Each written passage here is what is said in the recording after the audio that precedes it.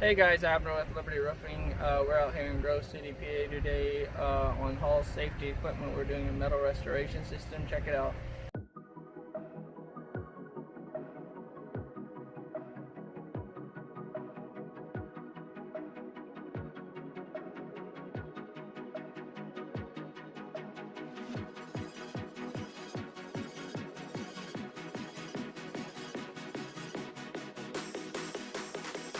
Hey guys, Abner with Liberty Roofing out here. We're back out here in Grove City, PA, working on this metal restoration system. We got our metal encase primer put down. Now we're working on doing all our seams with benchmark base coat and Spunflex fabric. Then we're going along quick caulking all the screws with flowable quick caulk caulking, and then the next step will be our Puma XL top coat at 2 gallons a square.